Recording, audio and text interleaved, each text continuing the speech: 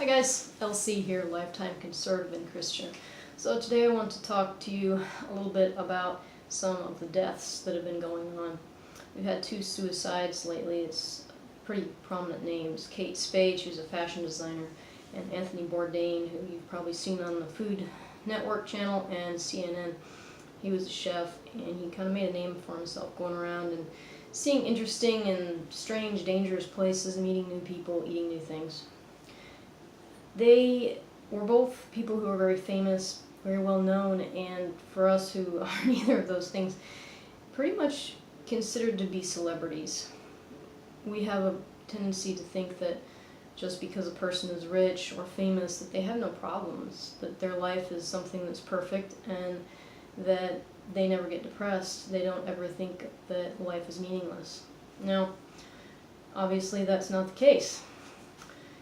We think that, well, if only I could get a little bit more money, I'd be happy. Well, they've had money and they saw that that didn't make them happy. Now, let's look at another person who is not dead yet, but probably will soon be.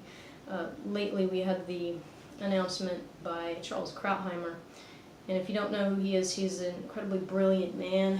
He was a panelist on Fox for a number of years, and he wrote wonderful articles as well. He's conservative. He started as a Democrat, but came to his senses, and now argued very, very logically for conservative principles and policies.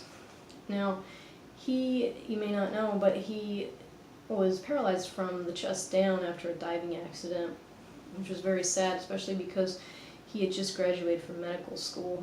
He is a doctor. So he has spent most of his life as a quadriplegic.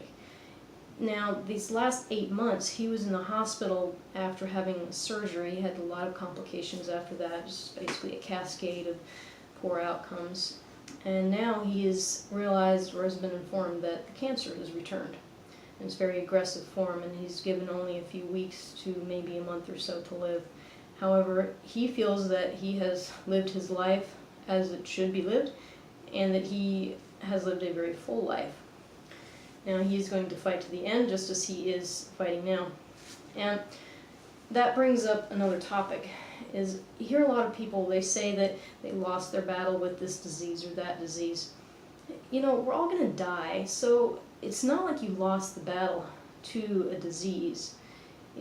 You only lose a battle when you lose a battle to life. Now, how do you do that? Well, one way is to sink into despair, to completely despair of life and going on living, to kill yourself.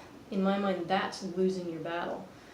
And you've lost your battle to depression when that happens. And really, that's the only way you can lose your battle to anything in life.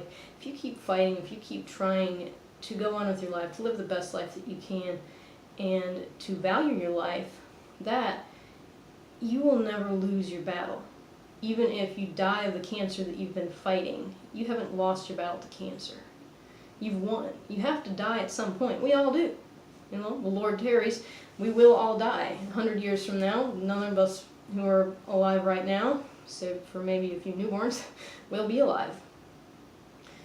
And unless they come up with some very amazing scientific breakthrough.